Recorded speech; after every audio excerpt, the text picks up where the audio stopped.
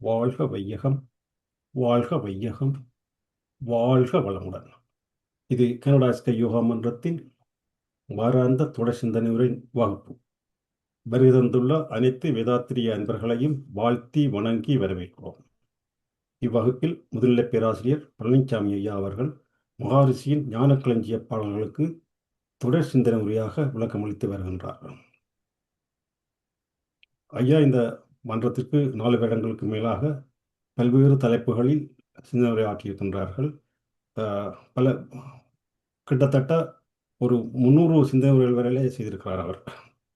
இதே போல பல்வேறு மன்றங்களுக்கு, அதாவது உள்நாடு வெளிநாடுன்னு சொல்லி பல்வேறு மன்றங்களுக்கும் சிந்தனை உரை ஆற்றியிருக்கிறார்.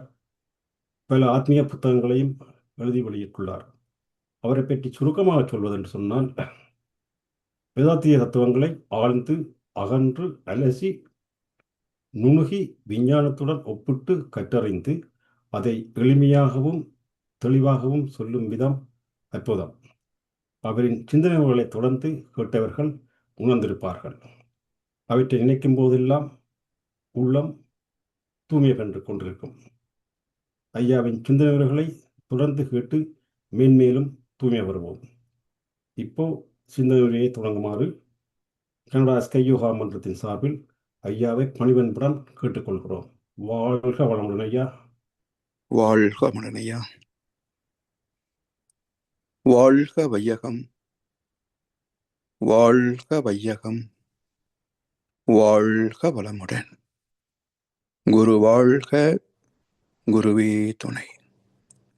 சிந்தனையை, உடல் நலத்தை சீர் அமைத்து ஓய்வித்த குருவே வாழ்க.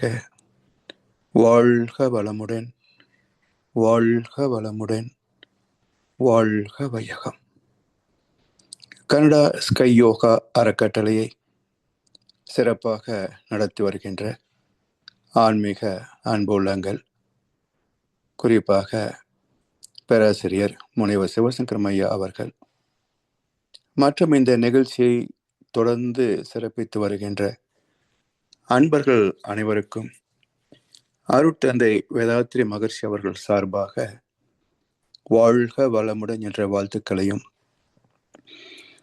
எனது அன்பு கலந்த பணிவான வணக்கத்தையும் சமர்ப்பித்து, ஞான களஞ்சியம் கவிதை தொகுப்பின் தொடர் சிந்தனையில் இன்றைக்கு மேலும் சில கவிகளுக்கான விளக்கத்தை நாம் இப்போது பகிர்ந்து கொள்ள இருக்கின்றோம். உயிரின் ஆற்றலே ஆறறிவு என்ற தலைப்பிலே உள்ள 2 கவிகள். காந்தமே ஒளி ஒளியாய் திகழ்தல் போல கண்காணா உயிர் அறிவாம் ஆற்றலுமாம். காந்தமோ பரம்பொருளின் எழுச்சி ஆற்றல், கருதும் அறிவவ்வ எழுச்சியில் எழுச்சி. காந்தமே ஒளி ஒளியாய் திகழ்தல் போல, அதாவது சவுண்ட் அண்ட் லைட். கண் காணா உயிர் அறிவாம் ஆற்றலுமாம். காந்தமோ பரம்பொருளின் எழுச்சி ஆற்றல், கருதும் அறிவு அவ்வெழுச்சியில் எழுச்சி. அதாவது மிக நுட்பமான ஒன்று, இந்த இறைநிலை எப்படி எழுச்சி பெற்று எல்லாமாக தரமாற்றம் அடைந்தது.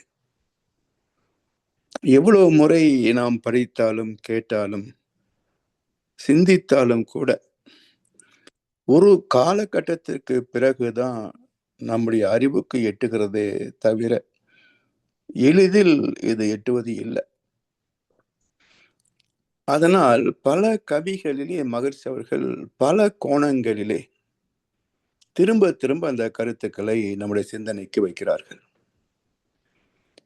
உயிரின் ஆற்றலே அறிவு. இப்ப அறிவு என்பது இருப்பா இயக்கமா என்றால், சைவ சித்தாந்தம் சொல்லக்கூடிய கருத்தும் மகர்ஷியுடைய அடிப்படை கருத்தும் என்ன? மற்ற மதங்கள் சொல்லுகின்ற கருத்தும் என்ன என்று பார்க்கின்ற போது, சுத்த வெளி என்று சொல்கின்றோமே, ஒன்றும் இல்லாத ஒரு ஆதி நிலை, பிரிமார்டியல் ஸ்டேட்னு சொல்வார்கள். அந்த ஆதி நிலையின் அடிப்படை பண்பே அறிவுதான். சைவ சித்தாந்தம் இதை 6 முகங்கள் சிவனுக்கு உண்டு என்று விரித்து பேசியிருந்தாலும், அந்த 6 பண்புகளிலே அடிப்படையாக அமைந்திருக்கின்ற ஒரு பண்பு அறிவே தெய்வம், தத்புருஷ. அதனுடைய எழுச்சி நிலைதான் மற்ற 5 தன்மைகளிலே சைவ சித்தாந்தம் பேசுகிறது. அதாவது அகோரம், ஈசானம், பிறகு சத்யோஜாதம், வாமதேவம், 5 ஆச்சுங்களா? அல்லது அதோமுகம் அல்லது திருவதனம், 6. இப்ப தத்புருஷ என்ற அந்த சுத்த வேளையின் அறிவு நிலை, இருப்பு நிலை, அது எப்படி இருக்கிறது என்றால், அகோரம் என்றால் தூய்மையாக, சுத்த வெளியாக, கும் இருட்டாக இருக்கிறது என்ற அர்த்தம். அடுத்தது ஈசான. ஈசா என்றால் மூலம், ஈசான என்றால் தனக்கு ஒரு மூலம் இல்லாதது. இப்ப சுத்த வெளிதான் அனைத்திற்கும் மூலப்பொருள். அது எங்கிருந்து வந்தது? அதுக்கு ஒரு மூலம் கிடையாது. இதை பல ஆண்டுகளுக்கு முன்பு 1980களிலேயோ 90களிலேயோ தூர்தர்ஷன்ல ஒரு அற்புதமான தொலைக்காட்சி தொடர், ஓம் நம சிவாயா என்ற தலைப்புல, அதுல ஒரு வார நிகழ்விலே இந்த பூதகணங்கள், தேவர்கள், சிவபெருமா எங்க இருக்கிறாரு? கைலாசத்துல, திருக்கைலாயம், அங்க போறாங்க. அப்போ சிவபெருமான் ஆழ்ந்த தியானத்துல அமர்ந்திருக்கிறார். முடிக்கட்டுமே என்று இவர்களெல்லாம் காத்திருக்கிறார்கள். நீண்ட நேரத்திற்கு பிறகு பெருமான் கண் விழிக்கிறார். எல்லோரும் சிவபெருமானை போற்றி துதித்து விட்டு, அதிலே ஒரு அன்பர் கேட்கிறார், பெருமானே, நாங்கள் எல்லோரும் உங்களை அடைவதற்காக பூஜை, புனஸ்காரம், தவமுறை, தியானம் என்றெல்லாம் பல வழிகளிலே முயற்சி செய்கிறோம். ஆனால் தாங்களோ எப்போதும் தனிமையிலே தியானத்திலேயே இருக்கிறீர்களே என்றால் நீங்கள் யாரை நோக்கி தவம் செய்கிறீர்கள்? மிக அற்புதமான கேள்வி. இப்ப பக்தி மார்க்கத்தில் நாம் நம்பியிருக்கின்ற அத்தனை சிவ வடிவங்கள் எடுத்துக்கொள்ளுங்களேன். இப்ப இந்த சிவபெருமான் தவத்தில் இருக்கிறார். என்ன கேட்கிறாங்க? நீங்கள் யாரை நோக்கி தவம் செய்கிறீர்கள்? இப்போ சிவபெருமான் சொல்கிறார், நான் என் மூலத்தை நோக்கி தவம் ஏற்றுகிறேன். இப்ப இதுல 2 கருத்து அடங்கியிருக்கு. நான் என் மூலத்தை நோக்கி தவம் ஏற்றுகிறேன் என்றால், இவர்கள் பார்க்கின்ற உருவமாகிய சிவனுக்கு ஒரு மூலம் இருக்கிறது, ஒரு கருத்து. 2வது, அந்த மூலத்தை தவத்தின் மூலமாக மட்டுமே எட்ட முடியும். இது சைவ சித்தாந்தத்துல இங்க ஒரு கதை இருக்கும். இதை மையப்படுத்தி தான் அந்த தொடர்ல இந்த காட்சியை எடுத்திருக்கிறாங்க. அப்ப சைவ சித்தாந்தத்தை தந்த மகான் இந்த ஒரு கதையில மிக அற்புதமான குறிப்பு வைத்திருக்கின்றார். 2 முக்கிய குறிப்புகள். ஒன்று, தோற்றத்திற்கு மூலம்,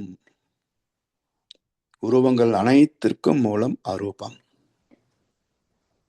அந்த அரூபத்தை எட்டும் வழி புலன் அடங்கி மனம் ஒடுங்கி ஏற்றுகின்ற தியானத்தால் மட்டுமே அன்றி வேறு பூஜை, புனஸ்காரம், யாகம், யோகம், தவம் இது மற்ற வகைகளிலே அல்ல. ஒன்றே தவத்தால் மட்டுமே முடியும் என்பதை அந்த மகான் சைவ சித்தாந்தத்திலே குறிப்பிட்டிருக்கிறார். எனவே இந்த மூலப்பொருளாகிய அறிவே அது தூய்மை பொருளாகவும் இருட்டாக இருக்கிறது. அதற்கு ஒரு மூலம் கிடையாது. அதுவே எழுச்சி பெற்ற நிலை சத்யோஜாதம். அப்ப எழுச்சி பெற்றால் இயக்கம் தானே. கடலிலே நீர் இருக்கிறது, கடல் என்று பெயர் அதற்கு. கரையை நோக்கி வருகின்ற போது உயர்ந்து வரக்கூடிய நீரை நாம் அலை என்று சொல்கின்றோம். இப்ப கடல் என்றாலும் அலை என்றாலும் உட்பொருள் நீர் தானே, இல்லையா? இது யாரும் மறுக்க முடியாது. பிறகு ஏன் ஒன்று கடல் ஒன்று அலை என்றால், அமைதியிலே இருப்பிலே கடல், எழுச்சியிலே வேகத்திலே அலை. அதே போல இந்த இரண்டு நிலையில் நீர் உட்பொருள், கடலுக்கும் அலைக்கும் உட்பொருள் நீர். அதே போல இருப்பு நிலையிலே எழுச்சி நிலையிலே இருப்பதும் ஒன்றேதான், அது அறிவு. இருப்பிலே அறிவு, எழுச்சியிலே ஆற்றல். அப்ப அறிவும் ஆற்றல் வேறு வேறு அல்ல, அதுவேதான். இருப்பும் இயக்கமும் அறிவேதான். எனவே உயிரின் ஆற்றலே அறிவு.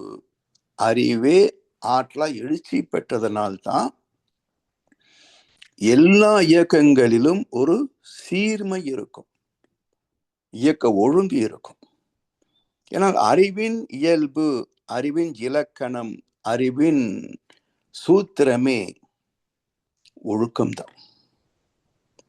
அந்த ஒழுக்கத்துக்கு பேர் தான் தெய்வ நீதி, அறம், தர்மம். இந்த விதிக்கு இணைந்து வாழ்கின்ற வரைக்கும் அந்த இன்ப ஊற்று தடைப்படவே செய்யாது. பொங்கி வரும் இன்ப ஊற்று எந்த அளவுக்கு அதுல குறுக்கிடுகின்றோமோ அந்த அளவுக்கு அந்த ஊற்று அடைபடுகிறது. வரவேண்டியது நீர் வரவில்லை என்றால் வறட்சி தானே மிச்சமாகும். அப்போ வளம் நலம் தருவது, வறட்சி எல்லாருக்கும் தெரிந்தது தானே. அது போல உயிரின் ஆற்றலே அறிவு. அந்த அறிவு ஆற்றான பிறகு இருப்பும் இயக்கமும் சேர்ந்த நிலை காந்தம். காந்தத்துல இரண்டு பண்புகளை நாம் பேசுகின்றோம். ஒன்று ஈர்ப்பு சக்தி, இன்னொன்று விலக்கும் சக்தி. அப்ப இருப்பு, ஈர்ப்பு தான் இருப்பு, ஈர்ப்பு தான் இருப்பு, இருப்பே தான் ஈர்ப்பு ஆற்றல். அதிலிருந்து எழுச்சி பெற்றது இயக்கம், அலை, எதிர் அலை. அப்ப இருப்பும் இயக்கமும் ஈர்ப்பும் விலகுதலும். ஒன்று ஈர்ப்பு திசை, விலகுதல் எதிர் திசை. இந்த இரண்டும் இணைந்த நிலை காந்தம். ஸோ இது எல்லா ஓரளவுக்கு விஞ்ஞானம் தெரிந்த எல்லோருக்குமே தெரியும். காந்தத்தின் இரண்டு கூறுகள், attractive force and repulsive force. Like poles repels, unlike poles attracts. தெற்கு துருவமும் வடக்கு துருவமும் சேர்ந்தா தான் இணைக்கும், காந்த ஒட்டிரும். தென்புலம் தென்புலம் என்று இரண்டு துண்டுகளை அருக வைத்தால் அது விலக்கி தள்ளிரும். நமக்கு தெரிஞ்ச காந்த துண்டு தத்துவம் தான் இது. அது போல காந்தமே ஒளி. எப்படி ஒளியாகிறது? ஒரு முறை மகிழ்ச்சி கிட்ட இந்த பிரபஞ்ச தன்மாற்றத்தை பற்றி பேசிக் கொண்டிருந்த போது, மிக எளிமையான ஒரு விளக்கத்தை சொன்னார் மகரிஷி. அது ஒண்ணும் இல்லை சொல்லிவிட்டு, இப்போ இந்த கை இருக்கா, உள்ளங்கை வச்சு இடது உள்ளங்கை வச்சுட்டார். வலது கையினுடைய ஆள்காட்டி விரல். இப்போ இது மெதுவா தொட்டா தொடுதல் அப்படின்றோம். வேகமா வந்து தொட்டுன்னா குத்துதல், மோதுதல் சொல்றோம் இல்லையா? சரி, இப்ப வேகமா வந்து மோதிட்டோம். அப்படியே இதை அப்படி லேசா இயக்கம் அசையும் இல்லையா? அப்ப அந்த விரலை லேசா அசைங்க, காதுக்கு வச்சு பாருங்க அப்படின்னாரு. வச்சு பார்த்தோம். சத்தம் வருதா? லேசா உரசு சத்தம் வருது சாமிச்சு. அப்படியே கொஞ்ச நேரம் தேய்ச்சிக்கிட்டு இருங்க அப்படின்னாரு. பிறகு இப்போ லேசா சூடு வருதா? வருது சாமிச்சு. அப்படி லேசா வியர்வை வருதா? வருது சாமி. அப்படியே அழுக்கு வருதா? இவ்வளவுதான் பஞ்சம தத்துவன்ட்டார். அழுத்தம், ஓசை, வெப்பம், நீரு, அழுக்கு, கெட்டி பொருள் வந்துருச்சா? உள்ளங்கைக்குள் பஞ்சபூத தத்துவம். யார் சொன்னாங்க சொல்லுங்க? இவ்வளவு எளிதாக பஞ்சபூத தன்மாற்றத்தை விஞ்ஞானிகளே விளக்கி சொல்வதற்கு நேரமாகும். ஒரு சொடுக்கு நேரத்துல உள்ளங்கைக்குள் தத்துவத்தை கொண்டு தான் இருப்பாருங்க. அதனால்தான் அவர் பாமர மக்களின் தத்துவ ஞானின்னு பேரு மகரிஷிக்கு. பாமரர்கள் கூட மகரிஷி தத்துவத்தை விளங்கிக் கொள்ளலாம். அப்படி இந்த காந்தமே ஓசையாக வெளிச்சமாக திகழ்வது போல கண் காண உயிர் அறிவாம் ஆற்றலாம். இப்ப இந்த ஓசை நம்ம கேட்கிறோம் புலன் வழியாக, ஒளியை பார்க்கிறோம் புலன் வழியாக. கண் காண உயிர் அறிவாம் ஆற்றலுமா. இந்த கண் காணாத உயிர் நமக்கு தெரியுதா? ஆனா எல்லாரும் நம்புறோம். என்ன சொல்லுவோம்? அனுமான பிரமாணம் ஏத்துக்கிறோம். ஏன் பார்க்காம எப்படி ஏத்துக்கிறீங்க? இந்த நாத்திகர்கள் இருக்கிறாங்களே, கடவுள் இல்லை என்று எப்படி சொல்றீங்க? அப்படி இதுவா கடவுள் அப்படிம்பாரு. சரி, அது இல்லைன்னு வச்சுக்கலாம். நீங்க என்ன கடவுள் சொல்ல போறீங்க? அது எங்களுக்கு தெரியாது. அப்புறம் ஒன்று இல்லை என்று சொன்னால் எது இருக்குன்னு சொல்லணும் இல்லையா? ஒன்று இல்லைன்னு மறுக்கிறதாக இருந்தால் அப்ப எது இருக்குன்னு சொல்லணும். அப்பதான் இல்லைன்னு சொல்ல முடியும். இது இல்லை ஆனா எது இருக்கா எங்களுக்கு தெரியாது அப்படின்னா அது எப்படி நாத்திகமாகும்?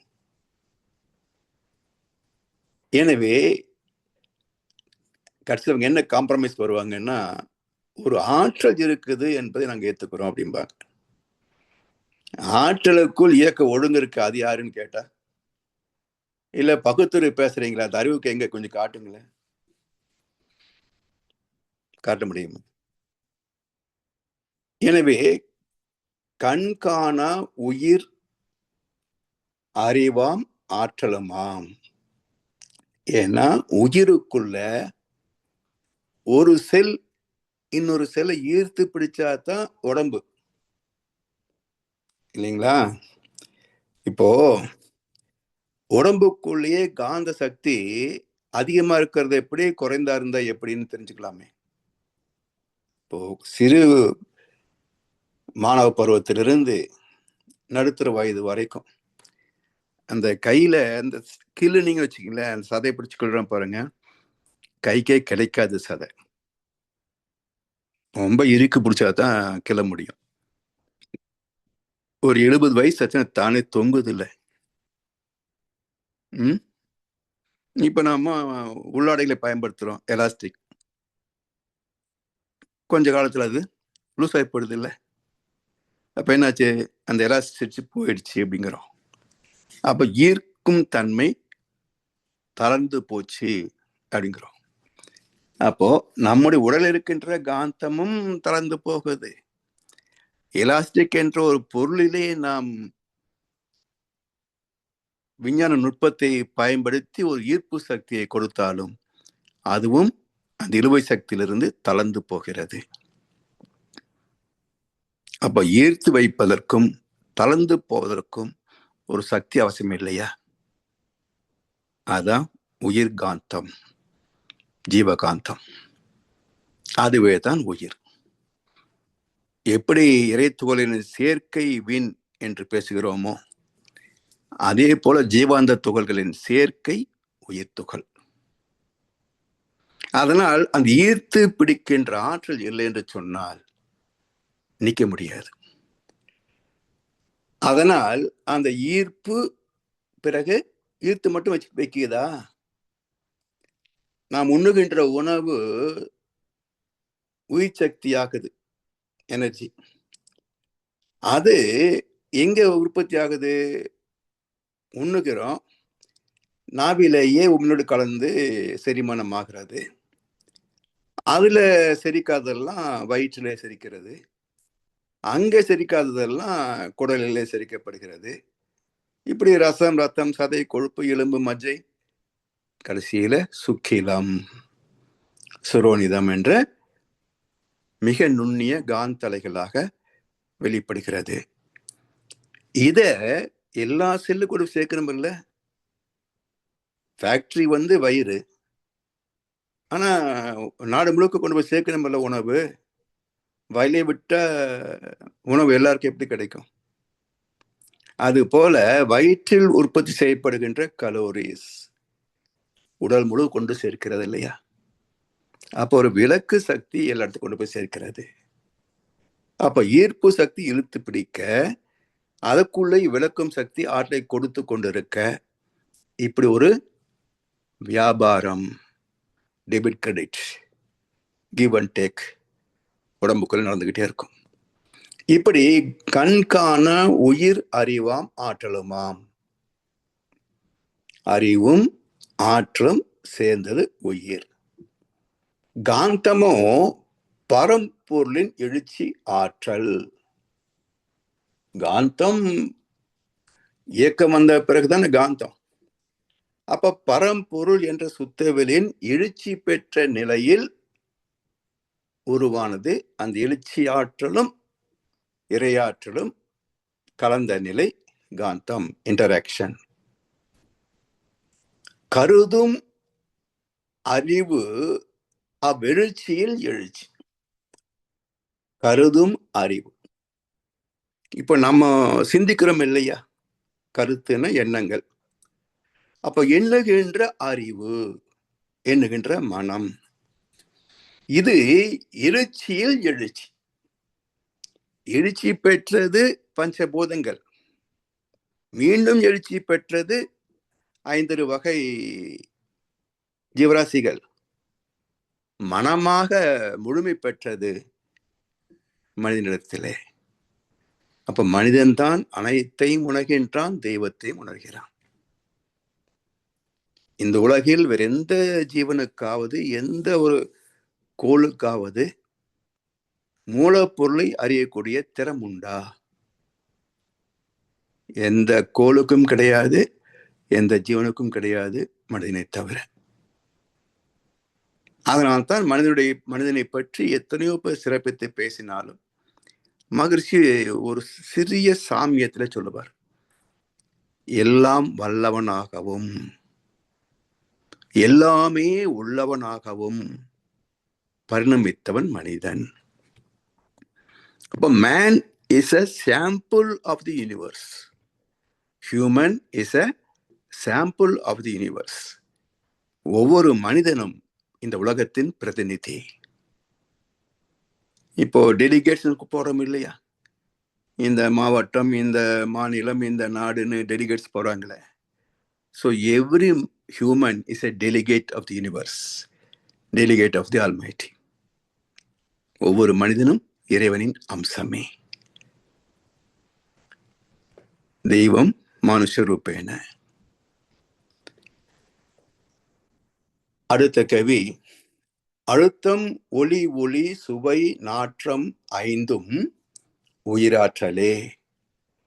அது தனது ஆற்றல் தன்னை அளக்கும். விழுப்பமும் துய்த்தலும் உணர்தலும் அறிவாகும். விண்ணுக்கும் மண்ணுக்கும் வித்துக்கும் பொருள் ஒன்றே. அழுத்தம், ஒளி, ஒளி, சுவை, நாற்றம், ஐந்து தன்மாத்திரைகள். இவை எல்லாம் உயிர் ஆற்றலே. உயிர் சக்தி தன்மாற்றம் அடையவில்லை என்றால் இது எதையுமே உணர முடியாது. இப்போ ஸ்பரிசம், அழுத்தம் என்பது ஸ்பரிச உணர்வு. ஒளி காது, இன்னொரு ஒளி கண்கள். சுவை நாக்கு, நாற்றம் மூக்கு, 5 புலன்கள். இப்ப நாக்கு மிக முக்கியமான ஒரு உறுப்பு.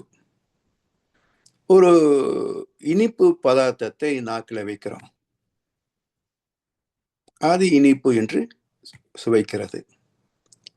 இதே இனிப்பை நல்ல காய்ச்சல், ஒரு 100-102 டிகிரி காய்ச்சல் இருக்க வச்சுங்களேன், அவர் வாயில இந்த நான் இனிப்பு வையுங்க, அவர்கிட்ட எப்படி இருக்கு ஸ்வீட்டுன்னு கேளுங்க, ஸ்வீட்டா கசக்குது அப்படிம்பார்.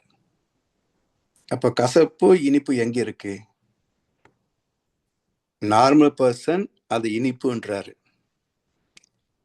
ஃபீவர் இருக்கக்கூடிய ஒரு மனிதன் கசப்பு என்றாரு. அப்ப அந்த பொருளிலே இருப்பது இனிப்பா கசப்பா?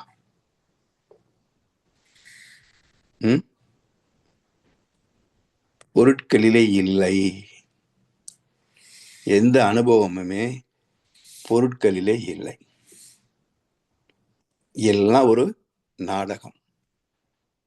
இல்லாத மேடை ஒன்றில் எழுதாத நாடகத்தில் நடக்கின்ற கதாபாத்திரங்கள். ஏன் அப்படின்னா, இனிப்புக்கு தனி ரசாயனத்தன்மை இருக்கு, கசப்பு துவர்ப்பு எல்லாத்துக்கும் தனித்தனி ரசாயனத்தன்மைகள் இருக்கு. அது ரசாயனமே தவிர அதுல இனிப்பு கசப்பு எல்லாம் கிடையாது, ஒரு ரசாயனம். இப்போ விஷம்னு சொல்றோம், நம்ம நாக்குல பட்டா செத்து போயிடுறோம். பூமியில கிடந்தா பக்கத்திலே ஒரு செடி இருக்கும், அது பட்டு போகுதா? இல்லையே. அப்போ எல்லாமே ஒரு தன்மாற்றத்தின் விளைவுகள். தன்மாற்றம் என்பது என்ன? தன்மை மாற்றம், தன்மாற்றம். தன்மை என்பது இன்ஹரண்ட் குவாலிட்டிஸ். இப்ப நம்மகிட்ட என்ன தன்மை இருக்கு?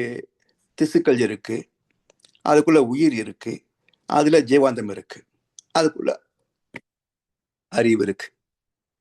இதெல்லாம் சேர்ந்த தொகுப்பு தான் உணர்ச்சிகள். ஒண்ணு இல்லைன்னு இன்னொன்னு வேலை செய்யாது. அப்போ மகர் சொல்லுவாங்க இல்லையா, உடல் உயிர் ஜீவகாந்தம் கருமையம் மூலம் மூளை உள்ளம் மனம் புலன்கள் 8 இணைப்பு இயக்கம் ஜீவன். 8இல் 1 இயங்கவில்லை என்றால் அது ஜடப்பொருள். அது மட்டும் இல்லை, 8இல் 1 குறைந்தாலும் சிக்கல் தான். இப்போ நார்மலா இருக்கிறவர் இனிக்குதுன்றாரு, காய்ச்சல் இருக்கிறவர் கசக்குதுன்றார், ஒரே பொருள் தானே. அப்ப இங்க இருக்கின்ற ஜீவாந்தத்தின் அளவு நோய்வாய்ப்படுகின்ற போது குறைப்பட்டு போகிறது. அதனால் அங்க கன்வர்ஷனுக்கு உடம்பு செல் கான்சியஸ் கொடுக்காது.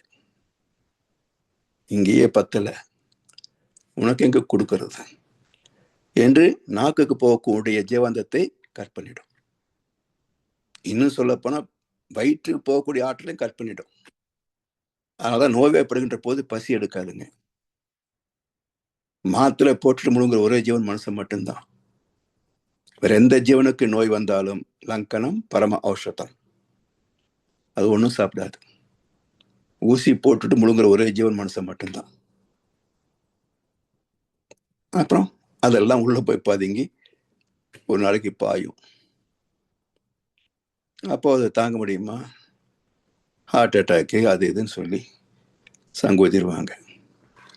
எனவே இந்த ஐவகை சுவைகளிலேயும் உயிரின் ஆற்றல், ஜீவாந்த சக்தி தன்மாற்றம் அடைவதற்கான இருப்பு இருந்தால் மட்டுமே சுகம். இதுக்கு என்ன சொல்லுவாங்க?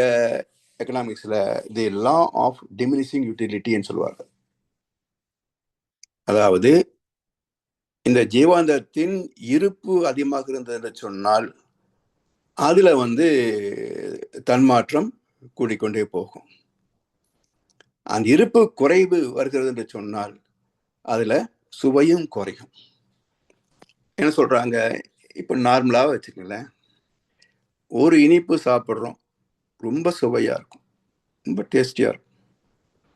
அதே இரண்டாவது துண்டு சாப்பிட்ற போது முதல் துண்டுக்கு கொடுத்தமே மதிப்பு அதே மதிப்பு இதுக்கு இருக்குமான்னு சொன்னா நிச்சயமா இருக்காது.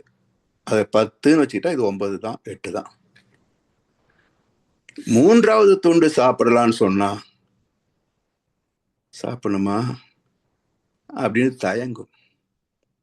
இப்போ இதோடைய வேல்யூ எவ்வளோங்க? ஆசையா உள்ள தள்ளினது முதல் துண்டு, பரவாயில்ல தள்ளினது ரெண்டாவது துண்டு, மூணாவது துண்டுக்கு வேணுமான்னு யோசிக்குது. அப்ப என்னுடைய மதிப்பு கிட்டத்தட்ட 0. சரி சாப்பிட்ருவோம், ஃப்ரீயா கிடைக்குது, விட்டா இதுக்கு 50 ரூபா 100 ரூபாய் ஆகும், சாப்பிட்றோமே அப்படின்னு சாப்பிட்டா வாந்தி மரமா இருக்கும். அப்போ இப்போ என்ன மதிப்பு? வாந்தி வரமா இருக்கு, எதுக்கு சாப்பிட்டேன்னு தெரியல, -5. அப்போ இதைத்தான் எக்கனாமிக்ஸ்ல சொல்றாங்க, தி லா ஆஃப் டிமினிஷிங் யூட்டிலிட்டி. எந்த ஒரு அனுபவத்திலையும் முதல்ல நம்முடைய ஜீவாந்தத்துடைய இருப்பு அதிகமாக இருந்தால் அந்த தன்மாற்றம் அதிகமாக நடக்கும், அது சுகமாக இருக்கும். தன்மாற்றத்திற்கான இருப்பு குறைய குறைய சுகமும் குறையும், மதிப்பும் குறையும், ஆசையும் குறையும். இப்ப எல்லாமே ஜீவாந்தத்தின் நாடகம், நமக்குள் நடக்கின்ற ஜீவாந்தத்தின் நாடகம். அதான் கண்ணாஸ் ரொம்ப அழகா சொல்லுவார், எத்தனை கிண்ணத்தில் இட்டாலும் மது அத்தனையும் சுவை ஒன்றேதான், சித்திர கிண்ணத்தில் பேதமில்லை, உன் சிந்தையிலே தான் பேதமடா. பிராண்டியோட ஒயின் நல்லா இருக்கு, ஒயினோட விஸ்கி விட ஒயின் நல்லா இருக்கு, இதெல்லாம் விட காக்டெயில் ரொம்ப சூப்பரா இருக்கு, எது அடிச்சாலும் மட்டையாக போறாதான், எது சாப்பிட்டா மட்டையாக போற, அது ஒண்ணுதானே. அது மாதிரி இந்த காந்தத்தின் தன்மாற்றம் எல்லாமே ஒரு நாடகம், நம்ம ஏய்க்கின்ற நாடகம். அதனால கள்ள புலன் என்பார் திருமந்திரத்துல. இந்த புலன் வழியாக நம்மை ஏய்க்கிறது இந்த மனசு. அதனால் அழுத்தம், ஒளி, ஒளி, சுவை, மனம் 5ம் உயிர் ஆற்றலே. அது தனது ஆற்றல் தன்னை அளக்கும். விழுப்பமும் துய்த்தலும் உணர்தலும் அறிவாகும். அதனுடைய உயர்வு, அதனுடைய என்ஜாய்மெண்ட், துய்த்தல், அதை உணர்வது, கன்சம்ஷன் அண்ட் என்ஜாய்மெண்ட். இது எல்லாம் யார் நடத்திட்டு இருக்காங்க? அந்த பொருளும் அறிவின் கூட்டுதான், இந்த உடம்பும் அறிவின் கூட்டுதான், இந்த செயலும் அதுவேதான், உணர்வதும் அறிவேதான். அப்ப எல்லாமே ஒரே அறிவு அந்தந்த படித்தளங்களிலே பல்வேறு பரிமாணங்களை காட்டுகிறது. வேரியஸ் டைமென்ஷன்ஸ், பல்வேறு பரிமாணங்களை காட்டுகிறது, அவ்வளவுதான். ஒரே அறிவு தான், அது பேரறிவு மட்டுமே. இயக்கத்தில் இயக்க சிறப்பில் சிறப்பு ஒவ்வா செய்தொழில் வேற்றுமையான், பிறப்போக்கும் எல்லாவும் இருக்கும், எல்லாம் ஒரே பேரறிவு தான். அதனால் இயக்க வேறுபாடுக்கு ஏற்ப ஐடென்டிபிகேஷன் மார்க், ஒரு பேர் வைக்கிறோம், அளவு வைக்கிறோம், தரம் நிச்சயிக்கிறோம். எல்லாமே ஒரே இறைவெளியின் பல்வேறு நாடகங்கள், கதாபாத்திரங்கள். விண்ணுக்கும் மண்ணுக்கும் வித்துக்கும் பொருள் ஒன்றே. அதாவது ஒரு பாடல் சொல்லுவாங்க, வானுக்கு மூலம் எவனோ, மண்ணுக்கு மூலம் அவனே, யாருக்கும் அவனே தந்தை, அவனுக்கு தந்தை இல்லை, அல்லாஹ் பெற்ற பிள்ளை தானே யாரும். இல்லையா? அது மாதிரி விண்ணுக்கும் மண்ணுக்கும் வித்துக்கும் பொருள் ஒன்றே. விண்ணுக்கு அவன் இறைவனாக இருப்பதனால், விண்ணுக்கு நாயகனாக இருப்பதனால் அவனுக்கு விநாயகன் பேர். மண்ணுக்கு நாயகன் மன்னவன் பேர். வித்துக்கு அகமாக உள்ளே இருப்பவன் வித்தகன் பேர்.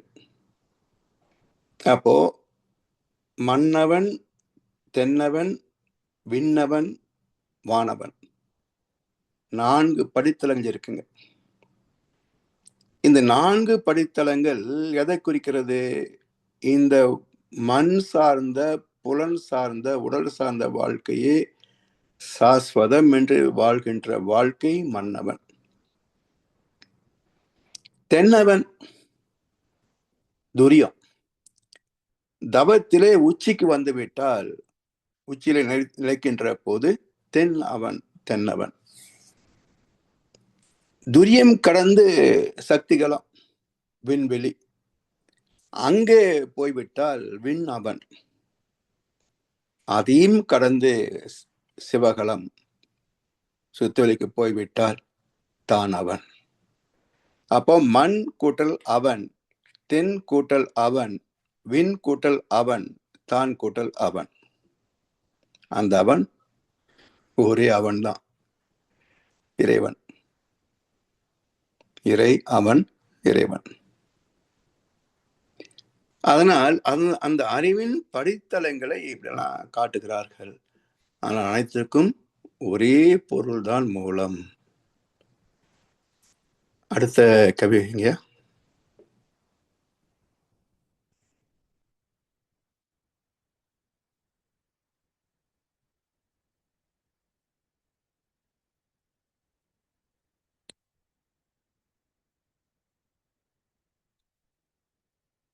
உயிரின் படக்கை நிலை மனம். இப்போ உயிர், ஆற்றலே, அறிவுன்னு பார்த்தோம். அந்த உயிரின் படற்கை நிலை மனம். படர்தல் அப்படின்னா விரிந்து போவது, படர்ந்து கொண்டே போவது, பெரிய கொண்டே போவது. இப்போ ஒரு கொடி பந்தல விட்டா பந்தல் முழுக்க படர்க்கிறது. அப்ப படர்க்கை என்றால் ஒரு இடத்தில் மூலத்தை வைத்துக் கொண்டு ஏகத்துக்கும் பரவுகின்ற ஒன்று படர்க்கை. இப்ப உயிரின் படர்க்கை நிலை மனம். உயிர் எங்க இருக்கு? உயிர் மையம், கருமையம், ஆத்மா. இங்கே மைய புள்ளியாக இருக்கின்ற சக்தி உடல் முழுவதும் பரவி பறந்து கொண்டே போகிறது. அப்படி படர்கின்ற போது இந்த ஆத்மாவில் உள்ள பதிவு இருக்கு பாருங்க, முன்வினை, தன்வினை என்று 2 தொகுப்பு பதிவுகள். இவையும் அதுக்குள்ள கலந்தே தான் கிடக்கும். அதுல எது திணிவு பெற்றிருக்கிறதோ அது அந்த புலனிலே, மூளையிலே மோதுகின்ற போது அந்த மோதலுக்கு மூளை அது உள்ள தன்மையை பிரித்து காட்டும், டீகோடிங். அப்ப டீகோட் பண்ற போது 4 பரிமாணங்களிலே மூளை அதை விரித்து பார்க்கும். காலம், தூரம், பருமன், வேகம். அப்படி விரித்து பார்க்கின்ற போது இதுதான் என்பதை அது உணர்ந்து கொள்கிறது.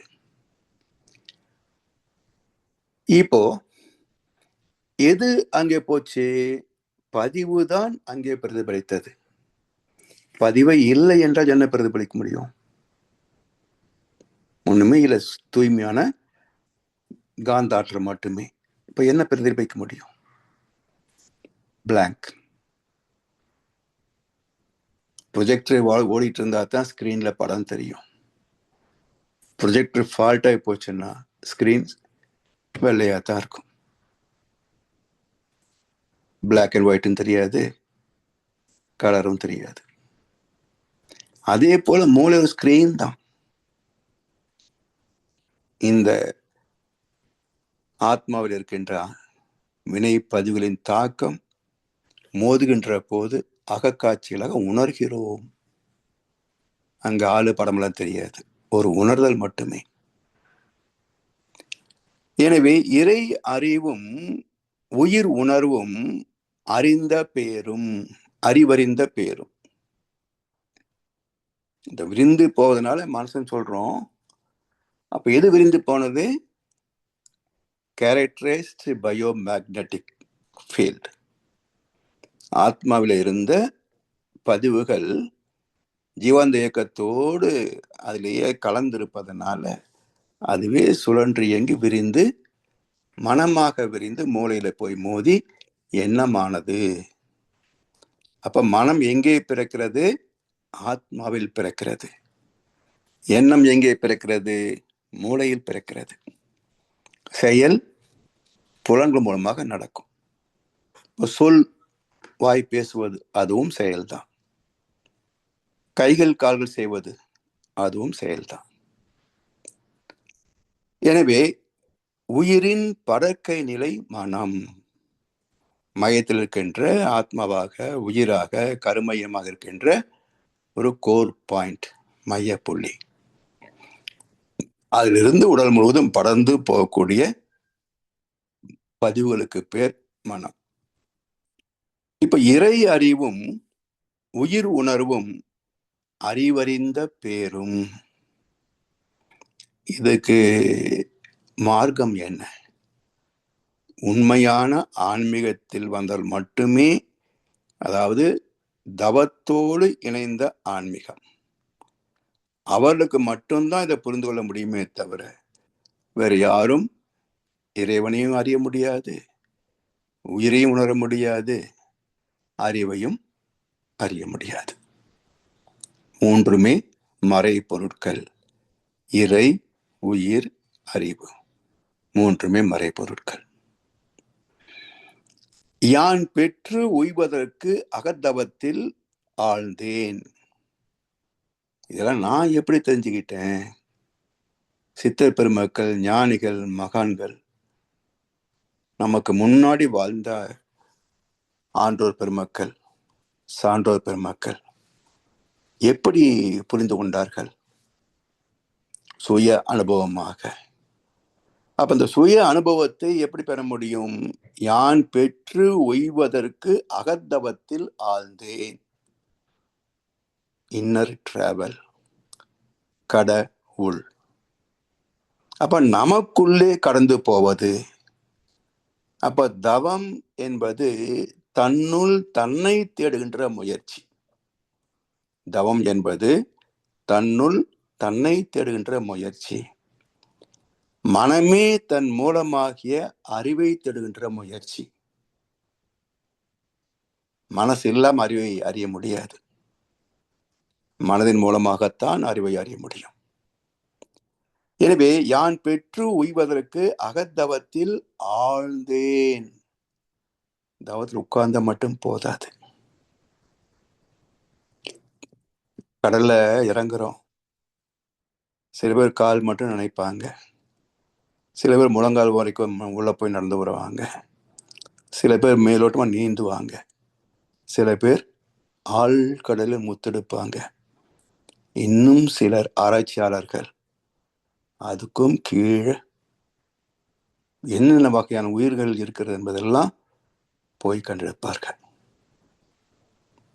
இப்படி கடலுக்குள் எப்படி ஆழ்ந்து ஆழ்ந்து ஆழ்ந்து ஆழ்ந்து மையம் நோக்கி போகிறோமோ, அதே போல மனம் 40 அலை சுழல் நிற்க அதிலிருந்து ஒடுங்கி ஒடுங்கி ஒடுங்கி ஒடுங்கி பூஜ்ஜியம் நோக்கி போகணும்.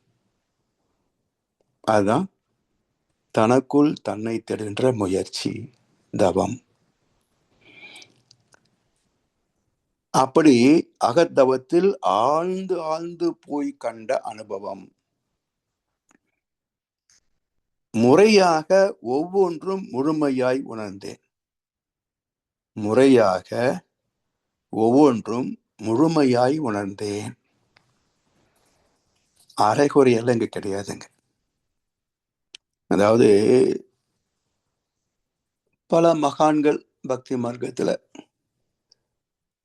ஞான மார்க்கத்திலையும் சில சித்தர்கள், உதாரணமாக சிவவாக்கியர், அவருடைய இயற்பெயர் வேற, புனை பெயர் தான் நாம வச்ச பேர் தான் அவருக்கு சிவவாக்கியர். ஏன் அப்படின்னா, அவர் கிட்டத்தட்ட 600 கவிதைகள் எழுதியிருக்கிறார். அதுல 500 கவிகள் முடிக்கின்ற போது சிவ சிவான்னு முடிப்பார். அதனால் அவருக்கு நாம வைத்த பேரு சிவபாக்கியர். அந்த 500 கவிகளை பார்க்கிற போது சில கவிகளிலே குழப்பங்கள் இருக்கும். அதன் பிறகு ஒரு 100 கவி எழுதியிருக்கிறார். அதுலெல்லாம் தெளிவான சித்தாந்தம். அரியும் அல்ல, அயனும் அல்ல, அப்புறத்தில் அப்புறம். சிவபெருமான் எப்படி இருக்கிறாரு? அது சிவனே கிடையாதுன்றார். அரியும் அல்ல விஷ்ணு, அயனும் அல்ல சிவன், அப்புறத்தில் அப்புறம். ஆழ்ந்தாழ்ந்து போனா அப்புறத்தில் அப்புறம். கருமை செம்மை வெண்மையை கடந்து நின்ற காரணம். கருமை செம்மை வெண்மையை கடந்து நின்ற காரணம். காரணம் என்றால் காந்தாற்றல். அதுக்கு என்ன நிறம்? கருமை செம்மை வெண்மை. கடந்து நின்ற காரணம். சிறியது அல்ல, பெரியதும் அல்ல. எதை சிறிது என்று நாம் நினைக்கிறோமோ அதை விட சிறிது. எது பெரிது என்று நாம் கற்பனை செய்கிறோமோ அதை விட பெருசு. இப்ப நமக்கு தெரிந்து காட் பார்ட்டிகள் எப்படி இருக்குன்னு தெரியுமா? விஞ்ஞானம் சொல்லுகின்ற காட் பார்ட்டிகள் இப்போ ஓரளவு தான், அதை பார்க்க முடியலன்ட்டாங்க. நாளைக்கு இதை விட சக்தி வாய்ந்த கருவி ஒன்று கண்டுபிடிக்கப்பட்டால், இன்றைக்கு இவங்க பார்க்க முடியாதுன்னு சொன்ன காட் பார்ட்டிகள் அதுல தெரியலாம். அதுக்கு தெரியாத நுண் இயக்கம் இறைத்துகள் போகலாம். அப்ப நாம கண்களால் பார்ப்பது ஒரு நிலை, கருவிகளால் பார்ப்பது ஒரு நிலை, அதை கடந்து அனுமானத்தால் பார்ப்பது ஒரு நிலை, அதையும் கடந்து அனுபவத்தில் பார்ப்பது தெளிவான உச்சக்கட்ட நிலை. காட்சி பிரமாணம், அனுமான பிரமாணம், ஆகம பிரமாணம். சைவ சித்தாந்தத்தில் 3 பிரமாணங்கள் உண்டு. எனவே இது எல்லாம் ஒவ்வொன்றாக அறிந்து அறிந்து சொல்லுகின்ற போது அது சிறியதல்ல, பெரியதல்ல. எங்க இருக்கு? துரியமும் கடந்து நின்ற தூர தூர தூரமே. துரியம்தான் தெரியுது. அதுக்கு மேல எங்க போகுது போகுது போகுது போகுது போகுது போய்கிட்டே இருக்குது. எங்க போய் நின்னதுன்னு தெரியல. இது எப்படி இருக்கும்னா, நமக்கு மருத்துவத்துறையில அனஸ்தீசியா கொடுக்குறாங்க பாருங்க. அதுல 2-3 வகை இருக்கு. சில இதுக்கு குளோரோஃபார்ம் கொடுப்பாங்க. மூக்குல அந்த வாயுவை கொடுப்பாங்க. மற்ற இன்ஜெக்ஷன் டைப்ல ஒன்றும் ஃபீல் பண்ண முடியாது, டக்குன்னு நினைவிழந்து போயிடும். ஆனா அந்த குளோரோஃபார்ம் கொடுக்குற போது என்ன நடக்குதுன்னு பார்த்தீங்கன்னா, நம்ம துரியத்திலிருந்து அப்படியே ஒரு புள்ளி மாதிரி போய்கிட்டே இருக்கும்.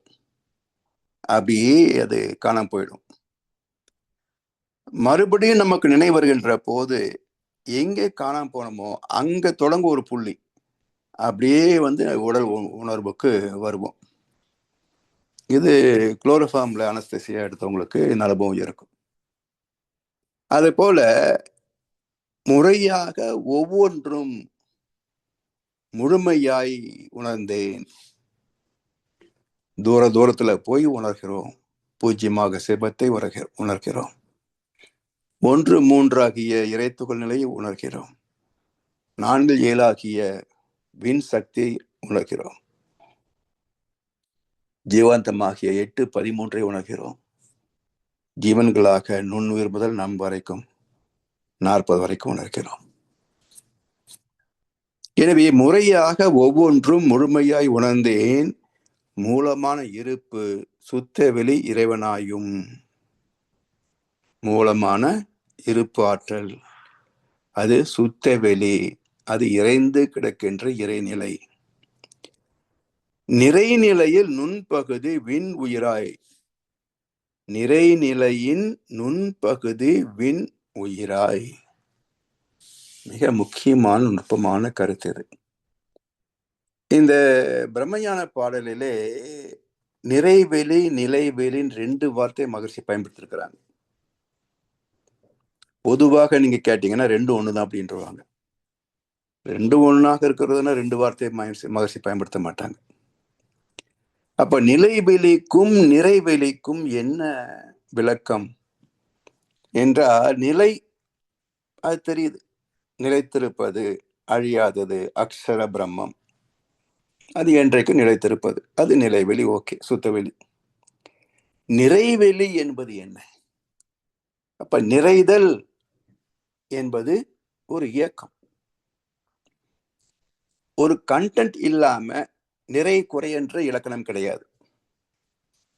ஒரு கொள்கலம் இருந்தா தான் பாத்திரம் குறைவா இருக்குது, நிறைஞ்சிருக்குது, வழியுது என்பதெல்லாம் ஒரு கொள்கலம் இருந்தா தான். அப்போ சுத்த வெளியிலிருந்து வெளிப்பட்ட கொள்கலம் எது? இந்த பிரபஞ்சம். அப்ப பிரபஞ்சம் முழுவதும் நிறைந்திருக்கின்ற வெளி, அது நிறைவெளி. பிரபஞ்சத்துக்கு உள்ளாகவும் சூழ்ந்தும் எப்போதும் குறைபடாது நிலைத்து இருக்கின்ற வெளி நிலைவெளி. அப்ப நிலைவெளியில் நிறைவெளியில் விண் சுழல, இந்த பிரபஞ்சத்திற்கு உள்ளாக நிறைவெளியில் நுண்பகுதி விண் உயிராம். நிறைவெளியில் விண் சுழல நெருக்குகின்ற உரசல், நிலைவெளியில் எழுப்புகின்ற நேரலைகள் காந்தமாம். இப்போ நிறைவெளி விண்கலம், விண்கள் சுழல்கின்ற போது சூழ்ந்திருக்கின்ற நிலைவெளி சுத்தவெளி, அதிலே காந்தலைகளாக வெளிப்படுகிறது. எனவே நிறைநிலையின் நுண்பகுதி விண், அதுவே உயிராய். விண்ணேதான் உயிராக, ஆனா விண்ணே உயிர் அல்ல. ஏற்கனவே நம்ம சொல்லியிருக்கோம், விண்ணோடு 27 நட்சத்திர தொகுதிகளின் ஆற்றல், நம்ம கோள்களின் ஆற்றல், பூமியின் பஞ்சபூத சேர்க்கை, இந்த 3ம் இணைந்த ஒரு கலப்பு தான் வான்காந்தம் ஜீவகாந்தம் மாறுகிறது, விண் உயிராக மாறுகிறது. எனவே இந்த நிறைவெளி என்கின்ற இந்த பிரபஞ்சத்திற்குள்ளாக நுண்பகுதி விண், அதுவே ஜீவன்களிலே உயிர். அதனின் நிகழ்ச்சி அலை நெடுவெளியில் சேர்ந்து காந்தமாகி, விண் என்றாலும் உயிர் என்றாலும் ஒரு நிகழ்வு, ஒரு இயக்கம். அந்த நிகழ்ச்சியில் அலை நெடுவெளியில் சேர்ந்து காந்தமாகி மறைபொருளாய் உயிர் மையத்து அமைந்த இருப்பு அறிவாய் மற்றும் அதன் படக்கை நிலை மனம் என உணர்ந்தேன். அப்படி இருப்பு, இயக்கம், காந்தம், விண்ணு, உயிர் எல்லாம் சரி, எல்லாமாக மாற்றம் பெற்றது மறைந்திருக்கின்ற அறிவு சுத்தவெளி. மறைபொருளாய் உயிர் மையத்து அமைந்த இருப்பு அறிவாய். உயிர் மையத்து அமைந்த இருப்பு. நான் ஏற்கனவே சொல்லியிருக்கேன் நினைக்கிறேன், இந்த சிடி இருக்கு பாருங்க, டிஸ்க், வீடியோ கேசட்டு, ஆடியோ சிடியெல்லாம் இருந்தது பாருங்க. அந்த சிடியை போலதான் நம்முடைய ஆத்மா. மையத்தில் இருக்கின்ற அந்த துவாரம் இருக்கு பாருங்க, அதை சுத்த வெளியின் அறிவு, தூய்மையான அறிவு. அதே தூய்மை எங்கேயும் இருக்கும். அந்த மையத்தில் களங்கமே வர முடியாது. அப்ப சுத்த வெளியின் தூய்மையான பேரறிவின் பின்னப்பட்ட நிலையில கூட அந்த தூய்மைத்தன்மை கெடுவதே கிடையாது. அப்படி நமக்குள் இந்த ஆத்மாவிலே மையமாக இருப்பது அந்த சுத்தவெளி இறைநிலை. அத சாமி சொல்றாங்க, மறை பொருளாய் உயிர் மையத்து அமைந்த இருப்பு அறிவாய். அந்த இருப்பிலிருந்து எழுகின்ற ஆற்றல். முதல் 3 நிலை வேகத்துக்கு இறைத்துகள் நிலை, 7 வரைக்கும் வந்தது சக்தி நிவின் நிலை, 13 வரைக்கும் வந்தது 8 to 13 ஜீவகாந்த நிலை, 14 40 வரைக்கும் ஜீவாத்மா நிலை. அந்த 8 to 13 தான் பரமாத்மா உணர்கின்ற இறைநிலை. அப்படி இருப்பு அறிவாய் மற்ற அதன் படர்க்கை நிலை மனம் என உணர்ந்தேன். மையத்தில் இருப்பு இருக்குது, ஆற்றல் எழுச்சி பெற்று சுழலுது 40 அலை வரைக்கும். அங்கங்க என்னென்ன பதிவுகள் இருக்கிறது அதெல்லாம் எடுத்து வெளிப்படுத்துகிறது. அதுல எது திணிவு அதிகமோ அதைத்தான் மூளை உணர்கிறது. அதைத்தான் மூளை உணர்கிறது. ரொம்ப நுண்ணிய பதிவுகளுக்கு வச்சுக்கங்க, மூளை உணராது. அப்ப எழுச்சி பெற்ற வேகம் பேட்டன்ட், லேட்டன்ட் உணர முடியாது, பேட்டன்ட். அதைத்தான் மூளை அந்த உரசலிலே அது தரம் பிரித்து காலந்தோறும் பரும் வேகமாக பிரித்து எண்ணமாக வெளிப்படுத்தும், அகக்காட்சிகளாக வெளிப்படுத்தும். எனவே மற்றும் அதன் பழக்க நிலை மனம் என உணர்ந்தேன். இந்த 3 கவிக்கான விளக்கத்தோடு இன்றைக்கு நாம் நிறைவு செய்வோம். வாய்ப்பளித்த செவிமடுத்த அனைவருக்கும் நன்றி பாராட்டி இன்றைய விளக்கத்தை நிறைவு செய்கின்றோம். வாழ்க வளமுடன், வாழ்க வளமுடன், வாழ்க வையகம். மிக்க நன்றிகள் ஐயா. நன்றி ஐயா, வாழ்க வளமுடன்.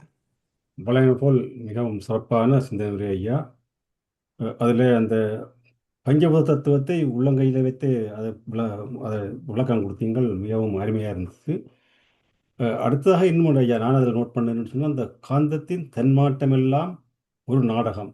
அருமையான ஒரு விளக்கம். என்னென்னு சொன்னால், நான் இந்த அறிமுகஞ்சி இன்ட்ரடக்ஷன்லேயே ஒரு கதை ஒன்று சொன்னேன்னு சொன்னால், ஐயாண்ட சிந்தனையை கேட்க கேட்க எங்களுடைய மனம் தூய்மை பெறும் என்று சொல்லி, அதன் கருத்தை என்னென்னு சொன்னால், என்னத்தை மீன் பண்ணாண்ட ஐயா. இப்போ இன்றைக்கு பார்த்தீங்கன்னு சொன்னால், ஐயா வந்து இன்றைக்கு அந்த காந்தத்தின் தன்மாட்டம் எல்லாம் ஒரு நாடகம், அப்படி அதை பற்றி ஒரு விளக்கம் ஒன்று கொடுத்தார். கொடுத்துவிட்டு அந்த சுவையை பற்றி சொன்னார். என்ன சொல்கிறேன்னு சொன்னார். இப்போ அன்பர்களுக்கு என்னுடைய ஒரு கருத்தை பகிர்ந்து கொள்கிறேன். வழக்கமாக அந்த ஐயாண்ட சிந்தனையை கேட்டு கேட்டு அதை திருப்பி சிந்திக்கும் பொழுது பல இடங்களில் மனம் தூய்மை பெற்றிருக்கு அப்படின்னு சொல்லி சொன்னால், இப்போ பார்த்தீங்கன்னு சொன்னால், இப்போ இன்றைக்கு நடந்த விஷயம். இப்போ வீட்டில் வந்து சாம்பார் வைக்கிறார்கள். சாம்பார் வைக்கால் அதில் இருக்கிற எல்லா வெஜிடபிள்ஸும் போடப்படும். 2 நாளைக்கு சாம்பார் வைக்கிட்டால் என்ன சாம்பார் தானே, ஒரு கறி தானே, உடம்பு கொஞ்சம் பிழையாக வர மாதிரி இருக்குது. அது ஐயா அதை சொல்லிட்டவர், அதெல்லாம் மனம்தான் காரணம்னு சொல்லி. அப்போ என்ன சொன்னால், இந்த ஐயாண்ட சிந்தனை கெடுத்த பிறகு என்னென்று சொன்னால், அந்த ஒரு 5 கறி வைச்சாலும் அந்த 5 கறியிலும் போடுற மசாலா ஆல்மோஸ்ட் ஒரு மாதிரி தான், அந்த வெஜிடபிள்ஸ் தான். ஆனால் மனத்துக்கு வந்து 5 கறி சாப்பிட்டு உடம்பு கொஞ்சம் பிளமாக இருக்குன்னு சொல்லி ஒரு மனம்.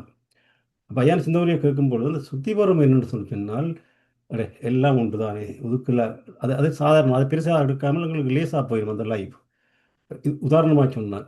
இப்படி இது 1 2 இல்லை, ஐயா அந்த சிந்தனை ஒவ்வொன்றையும் கேட்கும் பொழுதும் அதிலிருந்து எவ்வளோ பாடங்கள் படிக்கும், அது எங்களை பொறுத்த விஷயம் என்று சொல்லிக்கொண்டு, அன்பர்கள் கேள்வி கேட்க விரும்புகிறவர்கள், உங்களுடைய கருத்துக்களை பரப்ப விரும்புகிறவர்கள் கைகளை உயர்த்தி கேட்டுக்கொள்ளலாம்.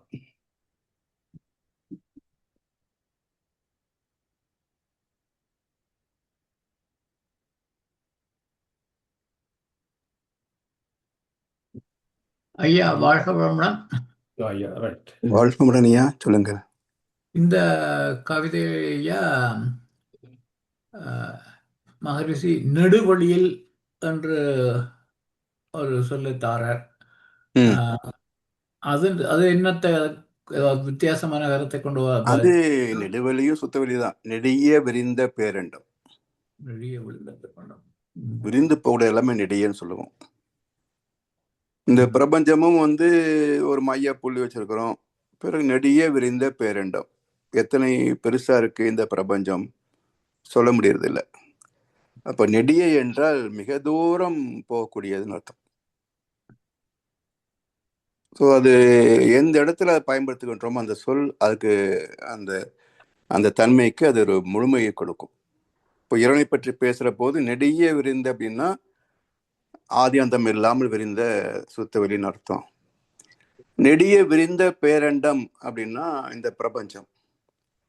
அப்ப இந்த பிரபஞ்சம் எவ்வளவு பெருசு நம்ம கற்பனைக்கு எட்டாது, விஞ்ஞான கருவிகளுக்கும் எட்டலை. ஏதோ தோராயமா சொல்றாங்க யூனிவர்ஸ் வந்து இவ்வளவு லைட் இயர்ஸ் டயமீட்டர் இருக்கு அப்படின்னு தோராயமா சொல்றாங்களே தவிர யாரும் அளந்தவங்க யாரும் கிடையாது. அவ்வளவு பெரிய பிரபஞ்சம். சும்மா ஒரு அனுமானத்துக்கு பார்த்தோம்னு சொன்னா இந்த நாம் வாழ்கின்ற சூரிய குடும்பமே 700 கோடி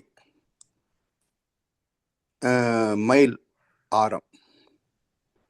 அப்ப 700 கோடி மைல் ஆரம் அப்படின்னா இதனுடைய டயமீட்டர் எவ்வளவு வரும்? 1400 பிளஸ் சூரியனுடைய பரப்பளவுல அதனுடைய விட்டம். இதை சேர்த்துனா மொத்தமான சூரியனுடைய அந்த விட்டம் கிடைக்கும். இது போல இந்த மில்கிவே கேலக்சியில மட்டும் 10,000 கோடி சூரிய குடும்பங்கள் இருக்கிறதாக சயின்ஸ் சொல்லுது. 1-2 இல்லை, 10,000 கோடி சூரிய குடும்பங்கள். இது மாதிரி நிறைய கேலக்சிஸ் இருக்குன்னு வேற சொல்றாங்க. சயின்ஸ் சொல்லக்கூடிய கணக்கே பக்கத்துல ஆண்ட்ரோமேடா கேலக்சி இருக்குன்றாங்க.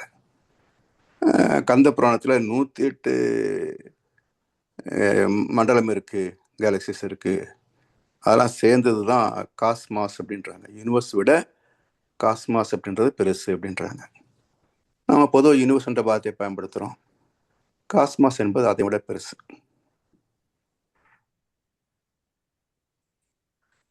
அதனால் நெடிய என்று சொன்னா மிக விரிந்த நிலை என்று அர்த்தங்க.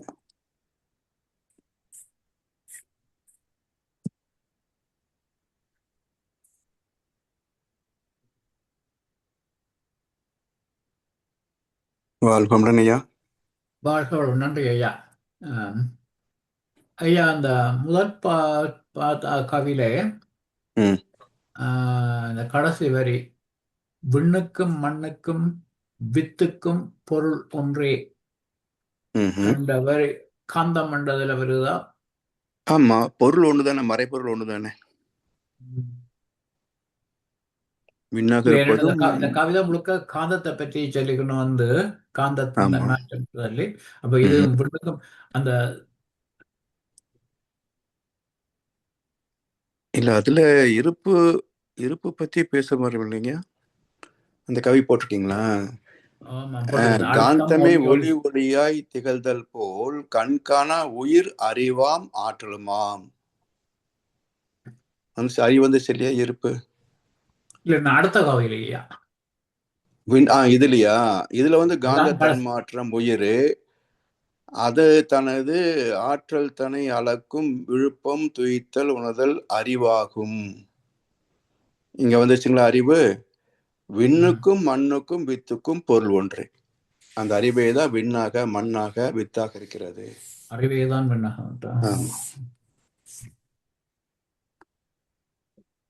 அதெல்லாம் பொருள் என்று சொன்னாலும் மெய்ப்பொருள் ஒண்ணுதானுங்கய்யா.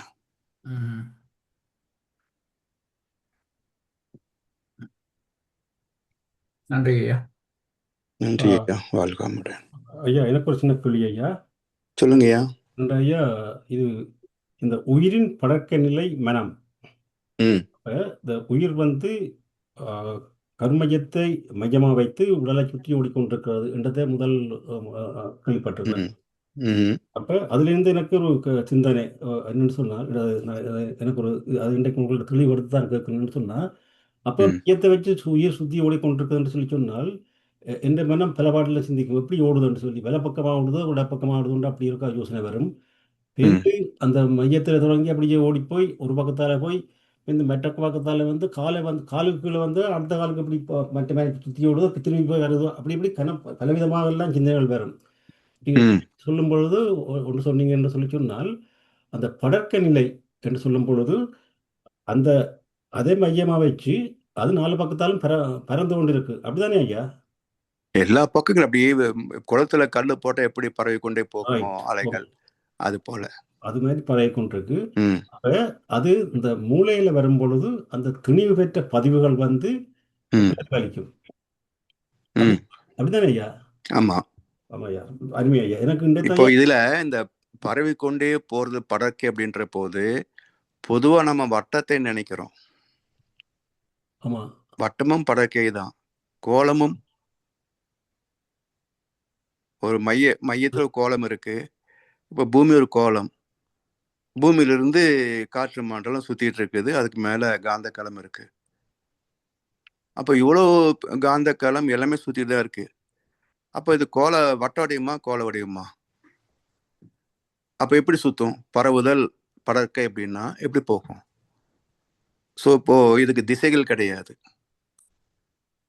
அப்போ வட்டத்தில் நம்ம குளத்துல போய் பார்க்குற போது மேல் பரப்பு கல் போட்ட உடனே அப்படியே பரவிட்டு போகுது அப்படின்னா அது வட்டம் தான். ஆனா நம்ம உடலிலே இந்த கோளிலே பிரபஞ்சத்துல பார்த்தீங்கன்னா எல்லாமே கோள வடிவத்தில் பறந்து கொண்டே போகும். அதனால நம்ம உடலிலிருந்து மைய புள்ளி எடுத்துக்கிட்டீங்கன்னா இது வட்டமா போகுதா தட்டையா சுத்துதான்னு எடுக்க முடியாது. அது கோள வடிவத்திலே சொல்லுகிறது. ரைட் ஐயா. ரைட் ஐயா. அப்பட்ட ஐயா என்ன சொன்னீங்க? அந்த திணை பெற்ற பதிவுகள் தான் அந்த ஆமா பிரதிபலிப்பு சொல்லி. ஆமா. ரைட். அப்ப அதோட இன்னொன்று சொன்னீங்க, அப்படி அந்த உணர்வுகள் அந்த பதிவுகள் எல்லாம் வந்து அந்த உணர்வுகளாக வரும். அது என்ன பதிவென்று ஐடென்டிஃபை பண்ண முடியாது. அப்படி ஒரு கருத்து சொன்னீங்களா? ஆமா. அதாவது நுண்மையானது அல்லது திணி பெறாத பதிவுகள் வந்து மூளையினால் ஐடென்டிஃபை பண்ண முடியாது. ரைட். அதனால இப்போ சிலது மட்டுமே தான் நம்ம உணர்வு கேட்டது அனுபவத்துக்கு வருது. சிலது வந்து திடீர்னு நடக்கக்கூடிய நிகழ்ச்சிகள். இது மூளை கெட்டலையே. ரைட். அது போல. அடுத்து ஐயா, அப்ப நாங்க இதுக்கும் இப்ப பாருங்க, சில சமயத்துல மனம் ஒரு உற்சாகமா இருக்கும், சில சமயத்துல கொஞ்சம் சோர்ந்த மாதிரி இருக்கும். ஆனா காரணம் தெரியாம இருக்கும். என்ன காரணம் தெரியாம இருக்கும். அந்த பதிவுகள் தான் வந்து அந்த பிரதிபலிக்குது. ஆனா எங்களுக்கு அதை என்னன்னு சொல்லி ஐடென்டிஃபை பண்ண முடியாம இருக்குது. அப்படித்தானே ஐயா? முடியாது. ஏன்னா ஒன்று அன்னைக்கு நம்ம உடம்புக்குள்ள என்ன மாதிரியான ரசாயன ஏற்றத்தாழ்வு இருக்குன்னு தெரியாது. இப்ப நம்ம சயின்ஸ்ல வந்து கலோரிஸ் பேசுறோம் இல்லைங்கய்யா. ஒரு நாளைக்கு எத்தனை புரோட்டீன் வேணும், எத்தனை கார்போஹைட்ரேட்ஸ் வேணும் கணக்கெடுக்கிறோம் இல்லையா? எல்லாமே வந்து பேசிக்கலி ஜீவாந்த அலைகள் தானே. அப்போ எவ்வளவு இன்னைக்கு ஸ்டாக் இருக்கு, ஒவ்வொன்றுடைய இருப்பு நிலை என்ன நமக்கு தெரியாது. நேற்றுக்கு என்ன செலவு பண்ண தெரியாது. இது ஒரு காரணம். ரெண்டாவது, கோளுடைய அலை வீச்சு வருகின்ற போது அது நம்ம மேல என்ன தாக்கத்தை ஏற்படுத்துதுன்னு தெரியாது. அதனால காரணமே இல்லாமல் சில சமயத்தில் மகிழ்ச்சியாக இருப்பதும், காரணமே இல்லாமல் ஏதோ ஒரு வெறுமையில விரக்தியில் இருக்கிறதும், இது எல்லாமே இதுதான் காரணம். ஆமாய்யா. நன்றிகள் ஐயா. நன்றிகள் ஐயா. ஏன்னா ஐயா ஐயா வாழ்க வளமுடன். வாழ்க வளமுடன் ஐயா. சிறப்பான சிந்தனை உரை. இப்ப நான் கேள்வி கேட்கவும் மேல யோசிக்கல. இப்ப தனா ஐயா வந்து எண்ணத்தை தூண்டிட்டார் ஐயா. இப்ப வந்து இப்ப எண்ணங்கள் வரைக்குள்ள வந்து நாங்கள் அதை அப்படி அதுக்கு தொடர்ந்து போகக்கூடாது, அதை கடந்து போகணும்னு சொல்லி இருக்கிறோம். அப்ப சில எண்ணங்கள் வந்து ஒன்று கேட்கல, சில எண்ணங்கள் வரைக்குல ஏதோ வந்தோடனே ஓகே இதேன் வந்தது விட்டுட்டு நாங்க அங்கே கடந்து போயிடுறோம். ஆனா அந்த எண்ணம் என்ன வந்ததோ அது 2-3 நாளைக்குள்ள அது உண்மையில வந்து இன்னொரு விதமா அந்த அந்த எண்ணத்தை கடந்து போனோம் அது வந்து திருப்பி வருகுது. அந்த உண்மையில நடக்குது அந்த நிகழ்வு. ம், அப்ப இந்த கேள்வி என்னன்னு சொல்லி சொன்னா, அப்ப அந்த இப்ப இறைநிலை வந்து இந்த சில பேர் சொல்லுவாங்க, குருவி வந்து சொல்லுது காதுல, இரண் அமைதியா இருந்தா இறைநிலையங்களை தெரியப்படுத்துது. அத ம், சத்தம் இல்லா நேரம் அதை அமைதியா கேட்டா தனங்களுக்கு கேட்கும், இல்லாட்டி கேட்காதுன்றெல்லாம் சொல்றோம். ம், ம், ம். கேட்குதுன்னு சொல்றது உணர்றோம், இல்லாட்டி உணராம விடுறோம்னு சொல்றோம். அப்ப ம், இந்த நிகழ்வு நடக்கல எனக்கு ம், திருப்பி ஒரு சிந்தனை, அதோட இந்த இதை பற்றி நான் 2-3 நாளைக்கு மேல் யோசிச்சிருந்தேனே. அப்ப ம். அந்த நேரம் அந்த அந்த சிந்தனையை கொஞ்சம் இறுக்கி பார்த்திருந்தால் நான் கொஞ்சம் இந்த நடக்க போற நிகழ்வு கொஞ்சம் ப்ரிப்பேர்டா தயாரா இருந்திருக்கலாமே ஒரு பதிலோட என்று சொல்லி வருகிறது ஒரு எண்ணம் உண்டு. அதே அப்படி நடக்குது ஐயா. அது வந்து நம்முடைய மைண்ட் ஃப்ரீக்வன்சி கீழே இறங்குற போது, நுண்மை நிலைக்கு போற போது, இந்த நடக்கக்கூடிய நிகழ்ச்சிகள் முன்னோட்டமாகவே தெரியும். ஏன்னா, ம், எதுவுமே வந்து இங்க எல்லாமே ப்ரீ பிளான் சொல்றாங்க இல்லையா? இப்ப நம்முடைய கருமையத்துல நம்மால உணர முடியலே தவிர எல்லா ரெக்கார்ட்ஸும் உள்ள இருக்கு. ஆமா, ஆல்ரெடி டிசைட் எப்படி ஒரு தான். விதைக்குள்ள வந்து அந்த விதையே தான் விருட்சமாக மாறுது. அந்த ஆமா விருட்சத்திற்கான ஆமா. எல்லா பொட்டன்ஷியும் அந்த விதைக்குள்ள இருக்கிற போது கண்ணுக்கு தெரியல. ஓ, அது சரி வளர சரி. வளர ஒவ்வொரு பாகமாக நம்ம மாற்றத்தை பார்த்துக்கிட்டே வர்றோம். அதே போல ஓ, நம்முடைய பதிவுகள் வந்து ரொம்ப வெரி காம்ப்ளிகேட்டட் சப்ஜெக்ட்டுங்க. அது சிலது நம்முடைய உணர்வுக்கு, அறிவுக்கு எட்டும், சிலது எட்டாது. ஆமா. இருக்கிறது ம், தான் வருது. ஆனா எதுவுமே மறைந்து போவது இல்ல. இப்போ நம்ம வந்து ம், இந்த கருமையத்திலே பதிந்த பதிவுகள் பாருங்களேன், ம், மிக துல்லியமானதெல்லாம் நடக்கும். நம்ம தாய், தந்தை, தாத்தா, பாட்டி வாழ்க்கையில என்ன நடந்ததோ, அதே போல சிமிலர் சிச்சுவேஷன் நம்முடைய வாழ்க்கையில நடக்கும். இது எப்படி அமைந்தது அப்படின்றது ரொம்ப ஆச்சரியமா இருக்கும். ம், ம், ம். ஸோ அதுபோல இந்த பதிவுகள் வந்து மிக துல்லியமாக வெளிப்படுத்தும். அதே போல புதிய பதிவுகளை ஏற்படுத்தி கொண்டும் இருக்கும். அப்போ அதுக்கு எல்லாம் என்ன 5 காரணிகளை சொல்ற முடிஞ்சது வள்ளுவரால. ம். மகரிஷியும் அதைத்தான் சொல்றாங்க. இருக்கிற பஞ்சபூதங்கள் அவ்வளவுதானே. அதனால பொருள், கருவி, காலம், வினை, இடனொடு 5ம் இருள் திறனை செயல் என்ற அந்த குறட்பால வள்ளுவர் சொல்லிடுவார். ஸோ இந்த 5க்கும் ஏற்ப ஒரு காம்பினேஷன் போட்டு பார்த்தோம்னு சொன்னா, அது மனிதனுடைய அறிவுக்கு எட்டுவது கஷ்டங்கய்யா. இந்த 5ஐயும் வச்சு துல்லியமான ஒரு கணக்கு போடுது பாருங்க. ஆ, ஆ, உண்மை ஐயா. ஸோ அது எங்கே போய் என்ன ஸ்பெசிபிக் கிராவிட்டியில அதை ஃபார்ம் பண்ணுது பாருங்க. இப்போ 820 கோடிக்கு மேல மக்கள் இருக்கிறோம். ஒரு முகத்தை போல் இன்னொரு முகம் உள்ள மனிதனை பார்க்கிறோமா? இல்லைங்களா? ஆமா, எல்லாம் வேறுபாடு. உத்து பார்த்தா ஏதோ ஒரு வகையில வித்தியாசம் இருக்கத்தான் செய்யும். ஜஸ்ட் பார்த்த உடனே ஓ அவர் மாதிரி இருக்காரு இவருன்னு தோணும் இல்லையா?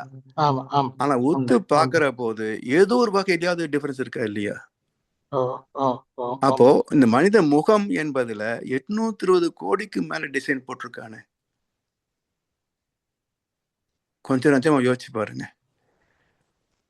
அப்ப உண்மைதான். இதே போல நம்முடைய கருமையத்திலே பதிந்த பதிவுகள் அது எப்போ எப்படி யார் மூலமா எப்படி வரணுன்றதெல்லாம் நம்ம எப்படி கணிக்க முடியுது? அதான் சிந்தனைக்கு சிறிதும் எட்டா ரகசியங்கள் கோடான கோடிங்க ம். இருக்கு. அதான் தீர்க்க தரிசனம் நடக்க போதே முன்கூட்டியே அறியக்கூடிய அறிவு இருக்கு. அவ்வளவுதான். உண்மை ஐயா. அதான் ஞானிகள் சொன்ன மாதிரி எப்போதும் நடந்த காரியம் என்று சொல்றாங்க. இல்லாட்டி நாங்க வந்து ப்ளூ பிரிண்ட்லயே ஆல்ரெடி டிசைன் பண்ணித்தான் அனுப்பியிருக்கு. அது அந்த நேரம் உள்ள சிச்சுவேஷனை பொறுத்து அது ஒன்றொண்டா வருகுது வெளியில நீங்க நாங்க சொல்ற கருத்து. நன்றி ஐயா, நன்றி. வாழ்க வளமுடன். வாழ்க வளமுடன் ஐயா. ஐயாவுக்கு ஒரு வாழ்த்து கூறி அநேகமாக சேர்ந்து வாழ்த்து கூறி நிகழ்ச்சியை நிறைவு செய்வோம். இன்றைய சிந்தனையை மிகவும் சிறப்பாக முறைப்படுத்தி தந்து கொண்டிருக்கும் எங்களுடைய முன்னிலை பேராசிரியர் பழனிசாமி ஐயா அவர்களுக்கு வாழ்த்து கூறுவோம். முன்னிலை பேராசிரியர் பழனிசாமி ஐயா அவரின் உடல் நலம், மனவளம், பொருளாதார வளம், அவரின் அன்பு குடும்பம், அவரின் வேதாத்திரிய தொண்டு வாழ்க வளமுடன். வளமுடன்.